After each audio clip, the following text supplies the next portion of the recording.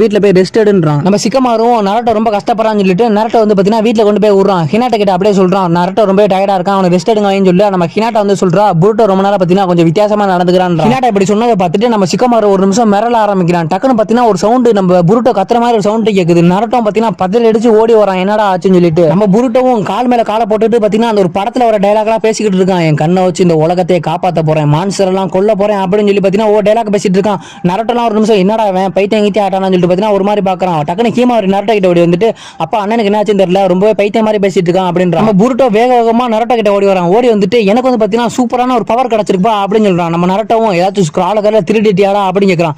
என்னது ஸ்க்ரால, அதை பத்திலாம் ஏன் என்கிட்ட கேட்கறீங்கன்னு சொல்லி புருட்டோ சொல்லிக்கிட்டு இருக்கான். உடனே நம்ம சிக்கமாரு சொல்றான், நாங்க படிக்கும்போது பாத்தீங்கன்னா ஒருத்தன் ஸ்க்ரால திருடுவான், அதே மாதிரி தான் திருடி பாத்தீங்கன்னா சூப்பரான பவர்லாம் அவனுக்கு கிடைச்சிச்சு அப்படின்னு சொல்றான். புருட்டோவும் அவனை பத்திலாம் எதுக்கு எனக்கு கூட என்னாச்சுன்னு தெரிஞ்சுக்கணும்னா கீழே டிஸ்கிரிப்ஷன்ல ப்ளே பட்டன்ல பாத்தீங்கன்னா ஃபுல் வீடியோ லிங்க் இருக்கு, பார்க்காதவங்களா பார்த்து என்ஜாய் பண்ணிக்கோங்க. நெக்ஸ்ட் வீடியோல பார்க்கலாம்.